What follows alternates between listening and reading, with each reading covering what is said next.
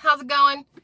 First things first, number one, I want to say thank you for y'all being here. I truly appreciate it. Number two, if you saw my video I put up on Friday where I was having a small, I don't know if existential crisis is the right word, but I was having something was going on. My brain and soul and everything were kind of at war with the news and just the ugh of it all, right? And I was in a not great place.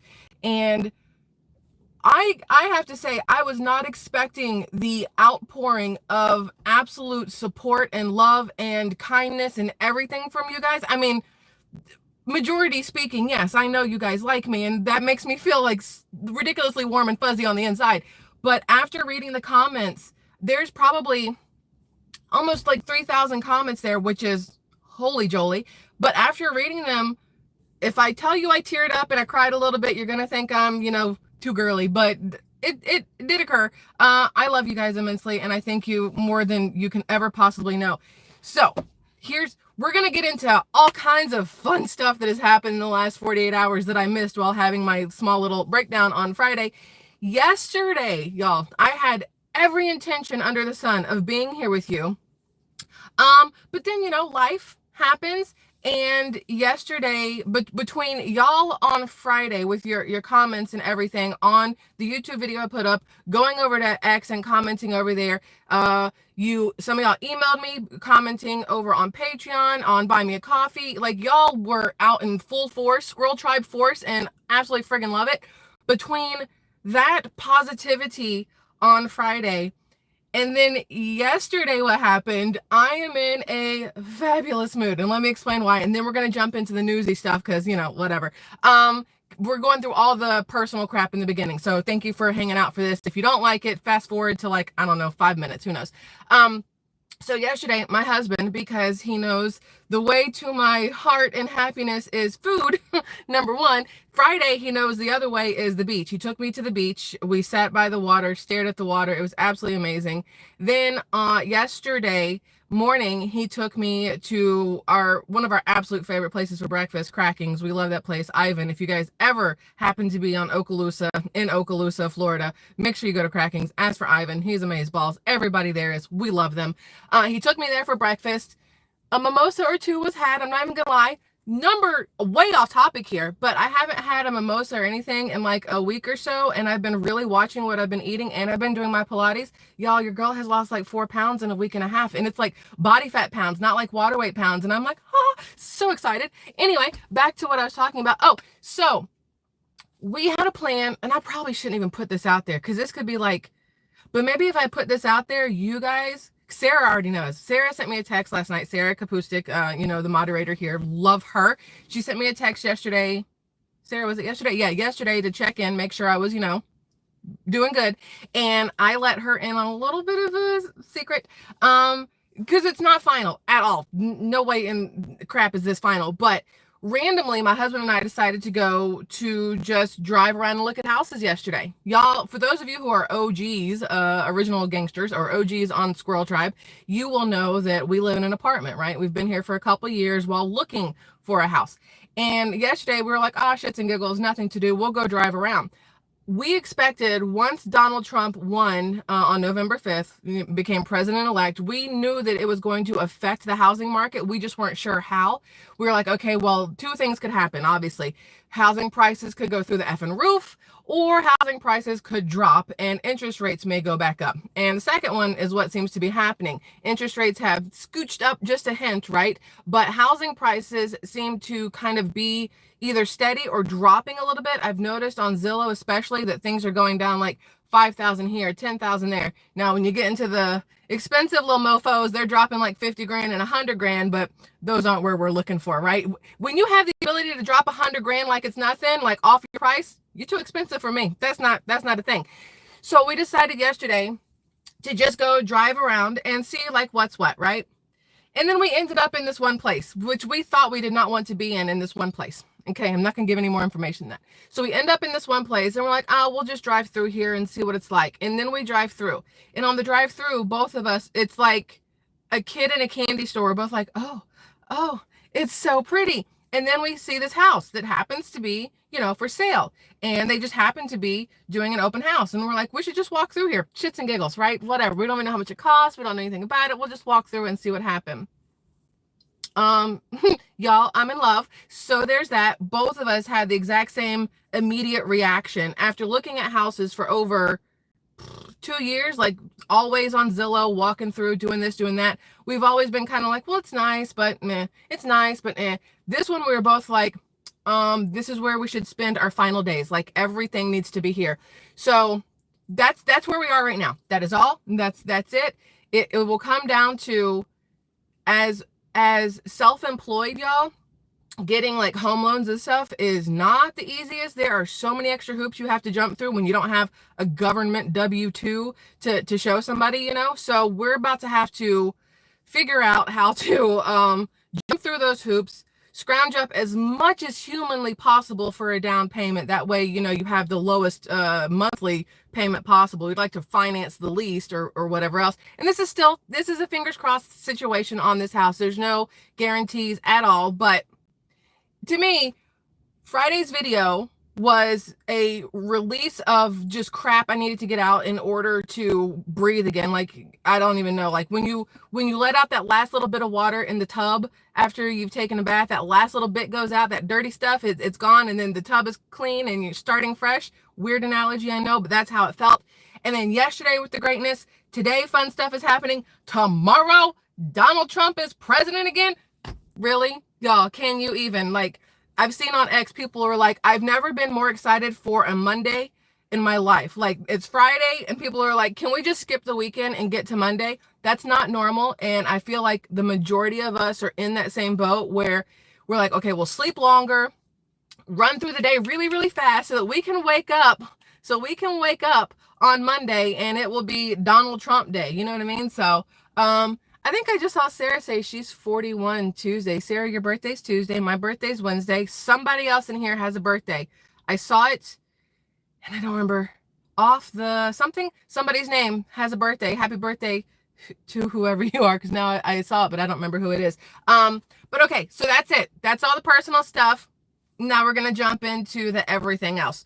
So I have a ton of stuff saved because I've had 48 hours to pretty much gather information. But here's the thing. A lot of it is negative, obviously, but we're going to try to look at it from different standpoints so it's not all doom and gloom and, go stick your head in the sand or want to cry when this is all over, right? The first thing I would like to say above anything else is the fact that they are saying that they have moved the inauguration indoors for Donald Trump because of the weather. That's what they're saying, because of the weather, because it's snowing and it's cold and whatever else, and people don't want to sit outside. Let me just be the first one to tell you that two things here. It could be -14. People who believe in what the next 4 years could be will sit outside. They will bundle up. They will huddle together. They will stay warm. They will go wherever the F they need to go in order to see Donald Trump be inaugurated as our 47th president. I mean, we know it. Mainstream media wants you to think that everybody's a bunch of little sissies and they can't handle a little bit of weather, but I don't think that's the case. I don't think it's weather related at all. I have two theories on this. One of them is a good theory. The other one, a little dark. Okay. So here's my two theories on the inauguration being moved indoors. One, it's hard for a drone to kill you if you're inside. That's my first thought. As soon as I heard they were moving the inauguration inside, I was like, well, maybe Trump actually wanted this. So there's less chance of there being some sort of, I don't know, sniper assassin dude or a drone attack or anything else. They've had helicopters flying all around DC in the past couple of days, trying to find, like, what they say, nuclear radioactive emissions or something. I don't even, okay. There's so much going on, right? So they said they're doing that. They've got a ton of military deployed right now into, I don't know if deployed is the right word, if it's in-house, sent out to DC. You also have this is what's interesting to me. You have local PD, like local police departments around where the inauguration are going to be. They're like, we're not going to be part of this. We're not going to go protect the president. And I'm like, I'm pretty sure, and correct me if I'm wrong because I'm not a police officer, but when you take that little police officer oath to protect and serve, I don't really think it's a pick and choose protect and serve. I could be wrong, could be completely off base here, but I feel like if you're a police officer and it is requested of you by the White House or, Donald Trump or whatever to be there to protect not just him, but the people around the area who are also going to be there, it's kind of your job, unless I'm wrong. Unless I'm wrong and you are allowed to just say, no, I only protect those kind of people, but not those kind of people. And you know exactly what I'm saying. I think a lot of people are worried about what's going to happen because that's my second part. You may think it's, safety from drones and whatnot. I worry that it's something else, only because of how many Democrats are not going to be at this inauguration. No Barack Obama, no Michelle Obama, no Clintons, no Bidens, no anybody else, no Pelosi. I know everybody's so sad Pelosi's not going to be there with her walker and whatever else, but none of them are going to be there. Normally you're like, oh man, that's fine. It makes sense. They don't like each other. But at the same time, I remember I don't remember. Let me rephrase this. I have seen how way back in the day, Democrats and Republicans could have a little bit of respect for each other and show up for each other's inaugurations or whatever else was going on because it was about the unity of the country and what was best for the country. Now it's all about everybody in a pissing contest and mine's bigger than yours and whatever else. And it's absolutely ridiculous. And I'm hoping that we see a change in that over the next 4 years, but who the F knows, right? But this is where it gets dark. Please understand that I have learned over the past couple of years that I am a conspiracy theorist at heart. And this is how I feel about this. We talked about it here months and months and months ago, how in theory or supposedly 60,000 tons of ammonium nitrate went missing on a train that was going from somewhere Midwest over towards California. They said that it just leaked out of the car as it was driving. So across this trek, 60,000 tons of ammonium nitrate, which is basically fertilizer, which is what it was like a fertilizer kind of thing, just happened to leak out of these sealed train cars, okay? And they never found it. They never could figure out where it went, blah, blah, blah, blah. I didn't believe it at the time. I thought to myself, this is a money scheme. The 60,000 tons of ammonium nitrate never made it into the truck or the train. That was my thought, that it didn't actually get put in there. And it was so that later on, that 60,000 tons wouldn't be missing from either the silo where it would have been or the location it was supposed to go, right? Just, again, going dark here. If that 60,000 tons has been missing and it was actually taken, like siphoned off or something like that, there has been talk of the possibility it being used during the inauguration. Now, even I'm like, I can stretch a little bit to figure out what's going on, or stretch a little bit to kind of put things together, piece things together the way I think they could be. But that's a lot of pre-planning, because that was in 2023, 22. I don't know. It was 22 or 23. Somebody knew ahead of time to save it because they knew ahead of time Donald Trump was going to be the next president-elect. Now, anything's possible. All of this could have been played out from the beginning, because there are some sadistic little mofos pulling the puppet strings of the people in charge, right? People in charge. Biden has not been mentally fit to be president for the entire time he's been president, right? And I think the Democrats really realize that. World Health Organization realized it. World Economic Forum realized it. I feel like those are our main big players here, right? They all realized it a long time ago. So when Biden got booted off the ticket, or he stepped off the Democrat presidential ballot, which of course he didn't do. He was booted off. And they put Kamala Harris on there. They put Kamala Harris on there because they're like, we need somebody who no ice cube's chance in hell of winning this thing. And they're like, ah, I know, put cackling Kamala up there. Nobody's going to vote for that train wreck of a human being, right? So they put her on the ballot, and sure as shit, she's not there. Now, the last time Trump was president, he said he wasn't going to run again. You guys remember that? I think he said he wasn't going to run again after losing to Biden in 2020. Before he ever ran for president, he said he would only run for president if the world or America really seemed to need him, because he had no interest in it. Obviously, something happened up to 2016, Barack Obama and Biden effing it all up for 8 years. And he decided, no, I need to run, right? So then he wins 2016, 2020. Then, whoever releases the pandemic, and Biden gets to step in and just F this place up more for 4 years. So now you've got Donald Trump coming back in tomorrow, no, Monday, because today's Saturday. Hello, Brain Michelle. On Monday, Donald Trump coming back in as the 47th president of the United States. And this could have been one of those pre-planned for the longest situations, or it could have been oh, look, we got lucky and Donald Trump's president. I don't know that the inauguration is going to go off without a hitch. I've said it numerous times. I'm like, the left sure is taking this win real well. I mean, there's a little bit of bitching and bickering amongst, the Schumers and the Schiffs and the Kamalas and the whatevers of it all, the AOCs. Ugh. But all in all, it pretty much, they were like, oh, he won? Okay, cool. Kamala, go ahead and bow out. Everybody just quit talking about it. Trump won.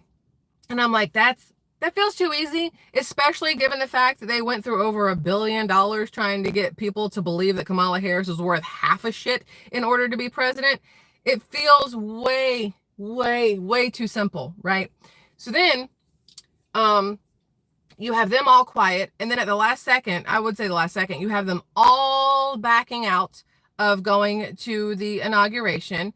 There's speak or talk of JD Vance not even being there, and I think that's a joke, because JD Vance posted it up on X, I think, and he's like, hey, listen, I could either be at the inauguration or I could be at the Ohio football game. I think there's like a football game or something going on, and he's like, do I really have to be at the inauguration? And it was supposed to be like a joke, but I feel like a lot of people are taking that and running with it, and they're like, oh, if he's not going to be there, the Democrats aren't going to be there, it's a plan, they're going to bomb or blow up whatever building he happens to be standing in, which isn't, it's not inside the White House. It's not, I have here somewhere exactly what location it is. They're like, we don't really need that spot anyway. JD Vance would then become president, and wouldn't Mike Johnson then become vice president? Like, if something were to happen to Trump on Monday, is that not the secession? Does it go JD Vance and Mike Johnson, or does Mike Johnson immediately become? No, because I think he only becomes president if the president and vice president are both, you know what I mean? I think Mike Johnson then becomes president. Capitol Rotunda. Thank you. That's where it's at, the Capitol building, which, you would think they'd want to keep it safe, but they didn't have any problem hurting part of the Pentagon couple decades ago, or, you know what I'm saying. So it's just going to be an interesting Monday on top of the excitement and joy that a lot of people are feeling. There's also a huge sense of anxiety, is the right word to go with, on what could possibly happen. Not to mention the inauguration, like, tickets or whatever that people were getting in order to be able to go to the inauguration showing up. People are posting on X, they're like, oh, it doesn't say a president's name. It doesn't say anything like that. And they're like, Barack Obama's name was on his inauguration ticket, ballot, whatever the crap it's called. But there's nothing that says Donald Trump or JD Vance. Well, I went looking, Joe Biden and what's-her-face weren't on their names weren't listed on the inauguration ticket thing either. So it's not new at all. I don't know why Barack Obama was able to get his name on there. I guess, he was like, I'm the first black president, you better do it, or, bang, bang, shoot him up. I don't know how he got his name on there, but a lot of times they don't have the president and vice president's name on the inauguration paper. And I think, like I said, I think I have it somewhere here, because I have way too many tabs open. I like to save as much as humanly possible to make things as difficult as possible to find. But either way, now they're saying that if you happen to get one of those inauguration tickets, that now it's a memento, it's a keepsake, it's a something you should frame and hang on your wall because it does you no good, because now it's a closed inauguration. They had just set up like 10,000 chairs out on the lawn, and whoever set those up hate it for them because now they got to go take them all back up. So they're saying that it has been closed inauguration. You can't get in. It's going to be what? Just Donald Trump and whoever inaugurates him. I don't know the right word there. It's interesting to me, the massive change from what past inaugurations have been to what this one is going to be. To me, it doesn't set the right tone for the next 4 years. Maybe that's what my problem is. It doesn't set the right tone for the next 4 years because it gives a sense of, somebody said this over on X. I saw somebody comment this, but it gives the feeling of being shut down again. I hope that makes sense, like the way it sounds. Being shut down again. When you can't go to the inauguration, they're blaming it on the weather. It's going to be a solo Donald Trump being sworn in kind of situation. It feels non,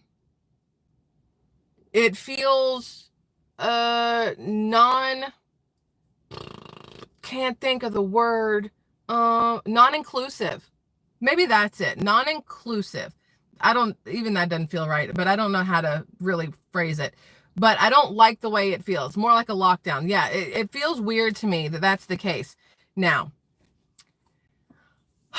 this is a little bit off my normal scope of what I would talk about, but some of y'all may have heard of this person named Pastor Brandon Biggs. All right. Now, Brandon Biggs is the person, he's got a YouTube channel, I believe, who said a long time ago that there was going to be an assassination attempt against Donald Trump's life, and it was going to have to do with his right ear and all these other things. Smokey T, thank you so much. I appreciate you. That there was going to be an assassination attempt, and it was right. He was right on a lot of different things. Well, here's a new one that came out, and I saw this, and this is why I brought up the 60,000 tons of ammonium nitrate earlier, because that was my very first thought after hearing what he had to say. Now, I'm not going to play his video. This is him, just so you guys know. I have no idea if we're still backwards here. Live streams keep showing up backwards, so you guys can let me know. But I just want to tell you what this says. It says here, Pastor Brandon Biggs, the man who stunned the world with his astonishingly accurate prediction of the assassination attempt on Donald Trump's life, is raising alarms again. Now, months before it happened, Biggs not only foretold the assassination attempt, but described in exact detail that Trump would be hit on his right ear by a bullet, a prophecy that left many in disbelief until it came true. Now, let me just also point out that I don't know who this man is. So if what I'm about to say rubs people the wrong way, it is not on purpose, okay? It's going to sound wrong no matter how I do it, but whatever. How do you know that this person doesn't have any ties to the people who are pulling the strings and making the things happen? Do you know what I mean? Like, do we really believe that people are psychic? Do we really believe that people are able to prophesize? I guess it kind of depends on your level of faith or your level of trust, or I'm not quite sure, but I think it's going to be different for everybody how they view this man and what he has to say, especially when it's been shown in the past where you think that this person is trustworthy and then it turns out they're part of the problem, right? You know what I mean? So there's that. But let me just finish reading this to you. He warns, this is where I was like, oh, ammonium nitrate. He warns of large trucks filled with 50-gallon drums and a dump truck loaded with fertilizer hidden in underground garages and poised to strike. His vision includes coordinated attacks on Trump Tower, golf courses, and even another direct attempt on Trump's life. Biggs believes this plot could be a state-sponsored attack, possibly orchestrated by Iran and executed by hundreds of infiltrators smuggled into the U.S. through secret tunnels on the U.S. southern border, which there are secret tunnels. They found them in what city in Texas? Some city in Texas. The Border Patrol found a whole bunch of tunnels, and all I could think of was that one Fast and the Furious movie. I think it's Fast 5. If you guys ever watch them, I'm obsessed with Fast and the Furious up until like 10. Fast X or whatever it's called was absolute dog shit, but the first couple, I love them. but they were in underground tunnels that would get them into Mexico from I think Texas to Mexico and whatever else. So when Border Patrol's like, hey, we found a whole bunch of smuggle tunnels here. That's what we're gonna call them, smuggle tunnels. That's a funny word. Not funny, but I've never heard it and it just popped into my brain. Smuggle tunnel. Nope, still don't like it. It tells you exactly what it is. That's horrible. Either way, they found them. So when I hear that, I'm like, oh, okay, well, maybe. Okay. It says here that he foresees devastating attacks on 10 major cities, aiming to cripple symbols of Trump's influence and leadership.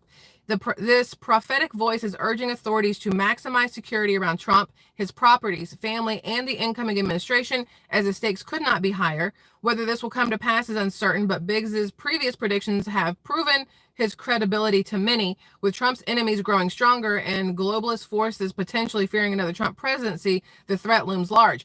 Now, here's the thing.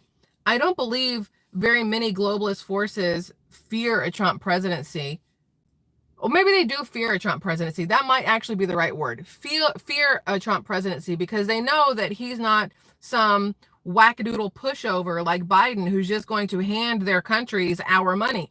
Donald Trump is going to be like, you want money? Bitch, earn it. Like, I'm not just going to hand you our money. That's not how this works. And Biden's like, oh, you want money? Here, let me bend over and just give it to you. There's a massive difference between the two men in general on, one, the power they exude just standing and breathing, right? You put Donald Trump and Biden next to each other like they did at the debate, and it is a massive difference between masculine and what the fuck is that? It's just complete different. Then the way they run things is this is America. This is the way we do shit. You don't like it, there's the door, get out. Whereas Biden is like, hey, we don't really give a shit about America. Y'all want to come in and F it all up? Come on, I'll fly you in. Here, get a plane. You want to take a train or a bus? I got you there too. You want to swim it in? Come on, bro, it's fine.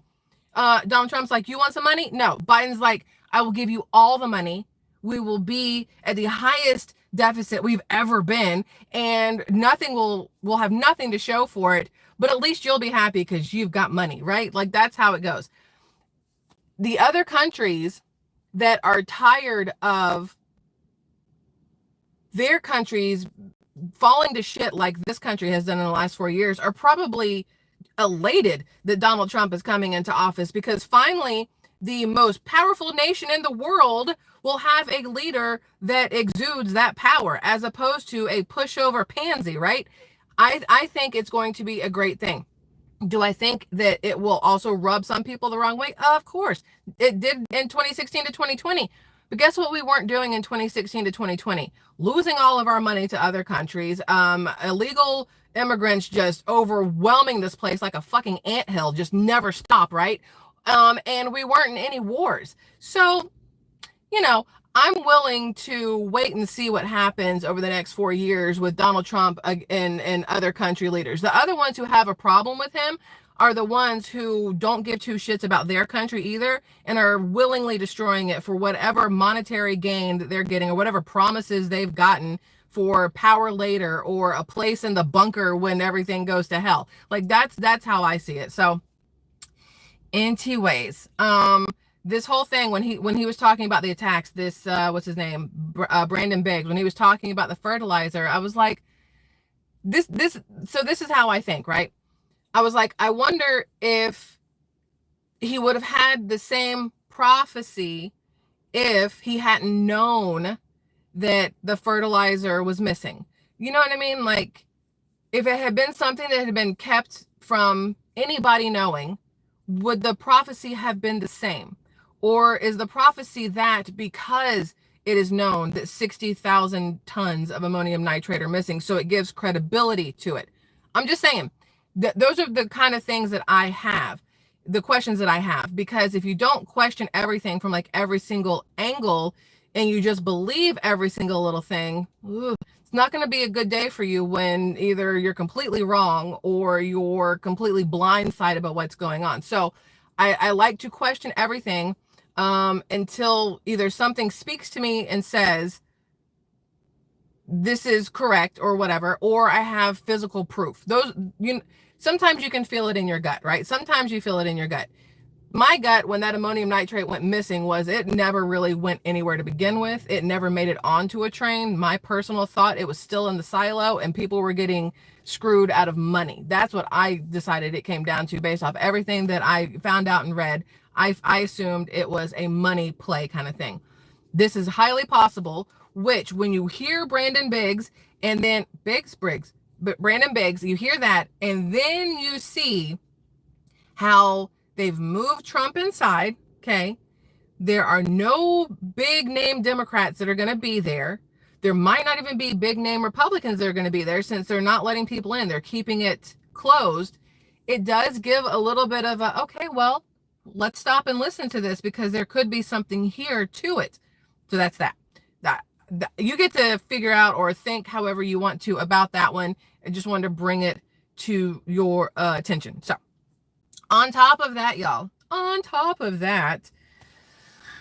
there's so much going on. I see y'all having like a whole conversation over there, but somebody said nobody reads the chat anymore. I try not to read the chat while I'm in the live stream because, hello, squirrel, my brain literally will flit over to the chat and forget wherever the crap I was at in the conversation. And then it's a whole thing. So I'm paying attention, but I'm, trying to also stay on track-ish. What is this? That's to Pelosi. No, I don't think that matters. That doesn't matter. Okay, so breaking. Only members of Congress and Senate will be allowed in the rotunda for Trump's swearing in. Only members of Congress and Senate, meaning that even if Joe Biden wanted to be there, they couldn't because they're not members of Congress and Senate, right? Even if Barack Obama and Michelle Obama wanted to be there, which of course they don't, they couldn't be in there. It's just an interesting change of plans for all of it. And just because you can be there as a member of Congress or Senate does not mean you have to be. It's not like a must situation. So it's going to be interesting to see what goes on there. And then this is what I was telling you about. More than a half a dozen local police departments are refusing to assist with securing Donald Trump's inauguration. Another issue here we have is Minneapolis police chief says his department will not assist ICE with the Trump administration's deportation operation. Yo, I'm not even gonna lie. I saw this guy and my first thought was, yeah, MAGA dude, like he's gonna be on it. And then they're like, no, he's a wuss and he's not going to assist with the deportation operation. And I was like, oh, you afraid all the little Spanish girls are gonna go away and you won't have any little side pieces or something? Like, why wouldn't you help deport illegal immigrants? Because you know it's destroying your city. What the crap, right? So then I was like, they all suck. Democrat states suck, blah, blah, blah, blah, blah. And then I find this here. Dun, dun, dun, dun. Huntington Beach, California said they will declare themselves a non-sanctuary city. They are directly defying Gavin Newsom to work with Donald Trump to deport illegals. California is waking up. This guy here, whoever he is, of Huntington Beach, it was like, kiss my ass, Newsom. I've seen what you do to the state, what you're doing to LA and surrounding areas. I'm not going to take your advice or directions or whatever anymore because illegal immigration is destroying the country. Legal immigration is one thing. Illegal is a completely different one. And for people who don't know the difference, you may want to do a little bit of research because I have no problem with legal immigration. You are here the right way. You are trying to be here as a citizen, as a permanent citizen. You are paying your taxes. You're doing everything else. Now, it doesn't mean that every single illegal immigrant is, absolutely awful and aren't working and helping out in the community and stuff like that. That's not always the case, right? But at the end of the day, the amount of money that this country, and by this country, I mean you and I and everybody else who has a job and pays taxes, has paid to keep illegal immigrants housed, clothed, fed with a cell phone and a debit card is fucking ridiculous. Given the fact that we can walk down I would say a good amount of streets in any city, anywhere in this country, and there's a homeless person there who's a citizen who maybe is homeless because they had drug addiction. Maybe they're homeless because they have a mental incapacity or whatever the right word is, or they're homeless because the last 4 years has completely ruined them with jobs and housing. They're homeless for numerous other reasons. Maybe they're a veteran. PTSD got the best of them. Are we helping those people? No, because all of our effing money is going to illegal immigrants. I have a problem with that. Of course, I don't want to see anybody like die or whatever else, but also at the same time, I would much rather take care of our country and our countrymen and women before anybody else. You cannot fix your neighbor's house if your house isn't in order. That's pretty much what it comes down to. And my house has closed fucking doors. Not everybody's coming into my house. I worry about the people who belong in my house first. Then, if my house is perfectly in order, I may open one door and be like, prove it.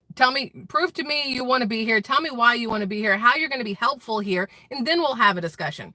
But that's not what's been happening the last 4 years. And I have an issue with that. And it turns out, so does Huntington Beach, California. They're like, no, we're not doing this shit anymore. Y'all are going to leave. We're going to take our city back. And then the money that they have allotted for, illegal immigration can now go towards, I don't know, clearing the brush around wherever they are. So there's lower possibilities of a fire, or fixing streets so you're not driving through potholes, or helping the homeless people in their cities so that they can get them housed and fed and clothed and things like that. Help them find ways to get a job, stuff like that. The things that make America great again. So there's that. Anyway, this is DC bringing people in, the troops here, the military, bringing them in. There's like 5,000 of them that are coming in to secure everything. They're putting up concrete barriers around the White House. I don't even remember where they're putting up the concrete barriers. Concrete barriers are going up somewhere around there to keep people out or keep people in. Who knows what really happens there. But I think that's great that they are doing what they need to do to hopefully protect Donald Trump and the people in the area. So much going on. Hold on. I keep thinking of this quote from Donald Trump, and it really still rings true right now with the inauguration coming up. And it says, in the end, they're not coming after me, they're coming after you. I'm just standing in the way. Do you guys remember when he said that? I do. And it's one of those things when they go, well, we're going to take away the 10,000 seats at the inauguration and drop it down to just Congress and Senate. You have to ask yourself, is Donald Trump the one making that call because even he is worried about people being hurt and he wants to keep people safe, right? Or are the Democrats doing it because it technically would make it easier for them to go after him and not get anybody else? And then what happens after that? It was just every time I think about that quote from him, I'm like, I feel like the Democrats and some Republicans, rhinos, Republican name only, have proven over the last few months that he's right, that he knows what he's talking about, that he is what is standing in their way. You know it, and I know it. The second he became president-elect, a ton of stuff changed. Those that ceasefire that between what is it, Gaza and Israel, or Hamas and Israel, Palestine, all that Biden is taking credit for. Everybody knows this is because of Trump. Biden has been working on it forever and nothing has happened. Trump gets elected and he tells the nation, he tells the world that the hostages will be released and that there will be a ceasefire before he takes office. And then dun da da da, guess what happens? That is Trump. That is him and his people doing this. Biden's just taking the credit because he's got to take credit for something before he leaves. He can't leave, with people thinking he's just some senile whatever, although he is. You have that happening. You just had, I didn't talk about it yet and I have it saved somewhere, but you just had I think it was the Supreme Court fully 100% decide that men in women's spaces, sports and stuff, like trannies, transgenders, whatever word you want to use there. Trannies is not very nice, but whatever. That they legally cannot be in those spaces anymore. The Supreme Court went, look, I have it saved, but it's probably 700 bookmarks back, man. So we're going to do that later. But that to me is something that only happens because of Donald Trump being reelected, because of Donald Trump coming into office, because of Republicans taking the House and the Senate, because of the fact that America is speaking up louder than they have the last 4 years. Finally, people with sense are speaking over the dumbasses who have been given the floor the last 4 years. Like it's going to be, hopefully everything goes right on Monday. It's going to be a really good 4 years for this country and for the people of this country. Even Democrats who hate Donald Trump, who are right now, doing this whole, well, the price of eggs are still high. Donald Trump, you said the eggs were going to come down. You dumb bitch. It's not January 20th yet. He's not in office. He can't do anything. There's so many stupid ass people roaming this country. And it's like, I really hope that once he is fully in office and things do start to change, that a Democrat or two will pull their head out of their ass and look around and go, oh no, it's actually kind of nice out here. Oh, look at that. Like, I should have been out here sooner, but my head's been up my ass for 4 years. Okay, maybe we'll make a change. That's what I'm hoping for. That's what I'm hoping for. Less people with their heads up their ass by the end of the next 4 years, that we are more of a solidified nation versus a divided nation, because we're supposed to be the United States. Over the last, especially 6 months, it has felt like we've become the divided states. I'm not the first one to say it, and I will not be the last. But I do hope that over time, we become more of the United States that we were at the inception of the United States, even though, obviously then there was still a lot of bickering amongst everything in 1776 and from then till now. But it definitely feels like now is more divided than at any other time, even during slavery time, even during whatever before that time. It does feel like Democrats versus Republicans has become such a divide that it's absolutely ridiculous. I don't know if generally, a lot of the times walking down the street, you're not going to just know if somebody is a Democrat or Republican by looking at them, unless of course they make it blazingly obvious because they want you to know they're one or the other. A lot of the times you're not going to tell. People would look at me, and I've said it before, maybe because I am a reformed libtard, right? People would look at me and go, oh, she's tatted up, she's married to a black man, she's obviously a Democrat. You're wrong, boo-boo. And the black man, not a Democrat either. So it's just interesting that we have these preconceived notions, and I myself am extremely guilty of it, of immediately judging a book by its cover. I talk about all the time. We're not supposed to, but okay, when you have media and movies and songs and TV shows pushing that judging a book by its cover, stereotyping kind of stuff, it becomes kind of second nature. I would like to see personally for the next 4 years that second nature kind of take a back seat, and it becomes more of a, who are you as a person? Let me judge you on who you are as opposed to who I think you are, and go from there. I would much rather wait and go, okay, this person, I can't tell what they are, or even if I have a thought, let me say hi to them and let them talk back. And the second they open their mouth, I can be like, ooh, you're dumb as shit. You're a Democrat. I don't want to do this. And I can keep walking, or I can be like, oh, hey, look at you. You're not a raging moron that I thought you were going to be. Let's have a conversation. Want to get a coffee? Those kind of things. I would like us to try harder as a country to learn about people instead of guess about people.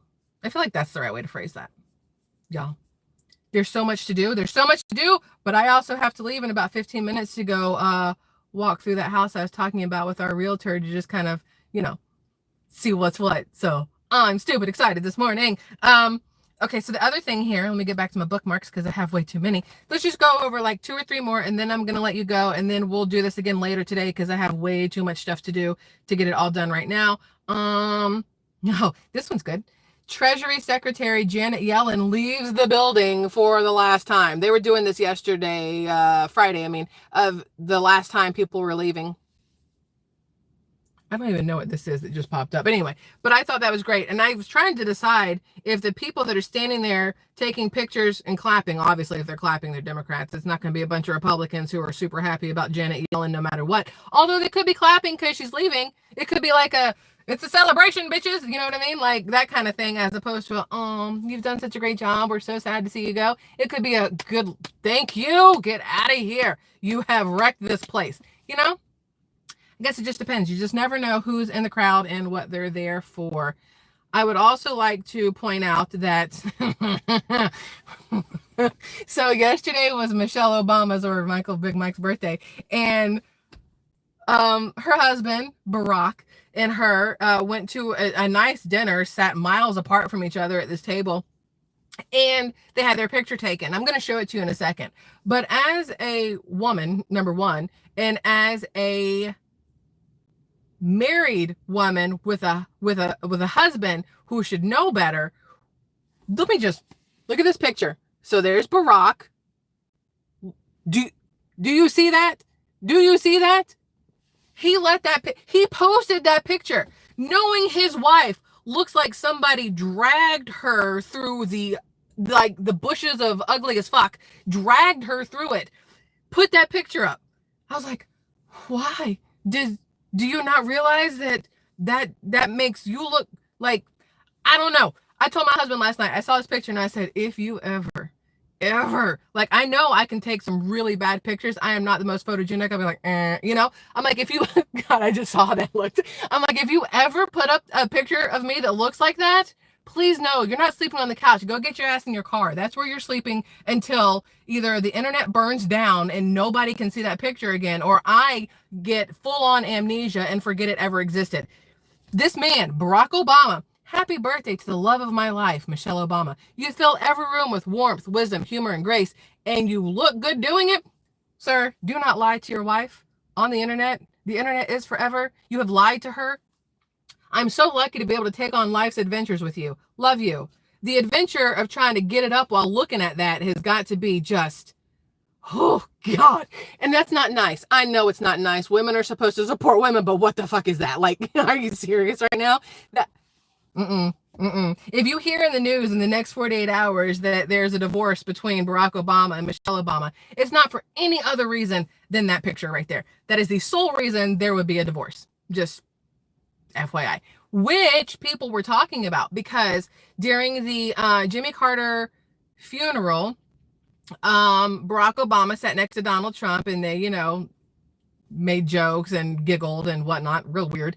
But Michelle Obama wasn't there, and they said that she was still in Hawaii and that she didn't, I don't know, they never gave a reason why she wasn't there, just that she was in Hawaii and was not in attendance at Jimmy Carter's funeral. Then they talked about how Barack Obama was going to Donald Trump's inauguration, but Michelle Obama had decided she was not going to go there. So then people were like, oh no, are they on the rocks? Maybe this is, maybe they're going to get divorced. We talked about Kamala Harris and Dougie Emhoff possibly getting divorced because there was all kinds of shit going on there. Who knows? They were together while she signed the desk drawer of her vice presidential desk. And people are like, what would you do with that drawer and that desk? And I'm like, wood chipper. Clearly a wood chipper. Who gives a shit about her signature? She's going to sign it. I'm the one who destroyed the border and cackled like crazy, and I have a drinking problem. Like, is that how she signed it? Who knows?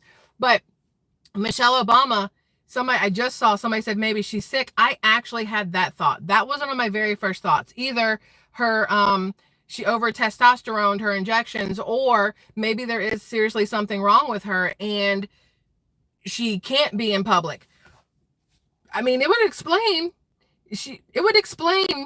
whatever the hell that is. Maybe there is something wrong, because I don't even know. I mean, I look like a busted up bag of dicks when I wake up in the morning, and even I don't look that bad, and I look pretty rough in the mornings. It's not a good look, but I don't know what's going on there. They say black don't crack. The bitch is cracked all over. It's not a good look. Somebody forgot to tell her she's supposed to age differently. White people are supposed to age like spoiled milk. Like, that's the phrase. Black people, black don't crack. Like, and then other people age like fine wine. I don't know what people those are. It's not me. It's sure as shit not her. But at the end of the day, you love who you love, Maybe they do everything with the lights off. Maybe Barack's, clinically blind and we just haven't been told, and he pretends to be able to see. I have no idea what's going on there. But either way, guys, if you ever post a picture of your wife or girlfriend or daughter or any female under the sun looking that rough, oh, you should run and hide, because it's not going to be good. It's not going to be good for you. Not at all. Let's see. Oh, the other thing I wanted to mention. So Monday before the inauguration, both the International Criminal Court and NATO are flying into Washington and will be received at the White House. The Senate Intelligence Committee scheduled a closed meeting at midnight, which is 12 hours before the inauguration. The inauguration is at noon Eastern on Monday, the 20th at midnight. They have it right now here. Closed, this is going to be backwards. I realize that now. Closed business meeting to consider pending intelligence matters. What? Why are we doing this, number one, on the 20th? I personally believe that it's set for midnight because they do not know what time these people flying into Washington will arrive there. So that's why I think it says midnight. I don't actually think these people are getting up and going into a meeting at midnight behind closed doors with their robes on and, the lights turned off and a candle burning and something on the altar. It's possible, of course, it is Democrats. But I think that the only reason why it says midnight is because they don't know what time people are going to show up. Just FYI, because this is going around all over social media. They already have other meetings scheduled for the same day. They have something at 3:15. There's something at some other time. Most of it's after 12. I think that is only scheduled at midnight because they don't know what time these planes are coming in. Do I think it's going to be a sneaky, underhanded, whatever? Oh, hell yeah. But hopefully it's not. But again, all you can do is kind of hope, and we'll keep an eye on it and see what's going on there. So, there's so much more. There's so much more. But I have to go and get ready to go walk through that house again. Y'all, just, if you believe in, like, prayer and good juju and all that fun stuff, just, if you could just send them all this way a little bit, because we've had a couple houses in our life. When we first got together, my husband and I, just here's a whole backstory. We stayed in an extended stay for the first week of our relationship. First week of our relationship. I have his name tattooed on me. I got it on our third date. We were friends for 7 years before we took the jump. And the second we took the jump, we have not been apart since, except for maybe a night or two for work-related reasons, right? And third date, his name is tatted on me. He's got me and our daughter on him. It's a forever thing, right? First week, we had no money, so we stayed at an extended stay hotel for a week. Then emptied out bank accounts to put the first and last month rent on an apartment. Thankfully, we had enough to do that, and had to. It came with a washer. No, we had to buy the washer and dryer. So we were broke, like ramen noodles. And you got to make one pack last all day kind of broke, right? For the first whatever. Then we had our daughter, and then we moved into our very first house, which is a renovated house, and we loved it. Stayed there for a few years, then moved to a bigger house, stayed there for 5 years, then moved to our last house in Georgia before we sold it to move here to an apartment in Florida, right? To try something new, do something different. And now that we've been looking for another house, I think we've both been kind of hesitant to pull the trigger on it, because houses in Florida are not cheap, number one. But also we weren't sure after being here a year or two if we really wanted to stay here after our daughter was out of high school. And we've pretty much solidified that we love it here. Side note, let's go political again for just a second. One, I love Ron DeSantis. That's why we moved here. Do I agree with everything he does? No. Same thing with Donald Trump. I do not agree with everything Donald Trump does. I'm never going to agree 100% with anybody. I don't give a shit who you are. It's never going to happen, right? But Ron DeSantis has done some amazing things for Florida. DeSantis, he's almost done with his term. He cannot be governor again. Byron Donalds is talking about running for governor of Florida. Byron Donalds. I loved him when he was trying to be in the presidential, vice presidential scope, right? I would love a Byron Donalds governor of Florida. I would be 100% okay with that. So seeing everything, the possibilities of who could come into office here after DeSantis leaves, and being okay with that, and seeing how much our daughter loves, she doesn't love the beach. I love the beach. She don't love the beach. But the relationship she's building here, the fact she may stay here too, we decided, okay, we're really going to look for the house. So then yesterday, just literally shooting the shit, running around, doing absolutely nothing until the kid got out of school, and coming across his house, and both of us immediately being like, yes, huge. So fingers crossed, please send all the good juju you can about this house, because I think it'd be amazing for our family, one, to get out of the apartment and have our own space again, but also it gave that heart happy vibe. You know, hey, Project Constitution, what's up? You guys may know what I mean, like, especially if you have a home that you live in, or even your apartment, or wherever it is that you live, when you walk into a place for the first time and everything in you goes, that's what happened. And hopefully it makes sense. But I walked in and I was like, that's my kitchen. That's my bathroom. That's my backyard. Like, that's how it felt. So, of course, if we don't get it, I'm going to be sad, but I'm not going to be a complete whatever about it, because that's not helpful at all to my husband or to my daughter or to myself. It's just a house, you know what I mean? But at the same time, ooh, I love it, and fingers crossed. So that's that. That's that. I love y'all immensely. Thank you for letting me have all the personal stuff in with the political and whatever else stuff. I plan to be back here later for another one. Fingers crossed that works. If not, I'll see you guys tomorrow for sure. Monday, I saw somebody ask if we were going to live stream the inauguration, either my husband or myself. Most likely one of us will. The kids are out of school, meaning my daughter, but everybody else's kids, I believe, are out of school Monday for Martin Luther King Jr. Day. Just happens to coincide with Inauguration Day. So that'll be fun. Maybe we can get our daughter to give her intake or her thoughts on it also, because we talk about it all the time with Trump versus Biden and the world now versus before and blah blah blah. But yeah, so hopefully later tonight, definitely tomorrow, for sure on Monday, and that's all I got for you. So I love y'all. Again, have a fabulous rest of your day until I see you guys again. Okay, bye. Adios.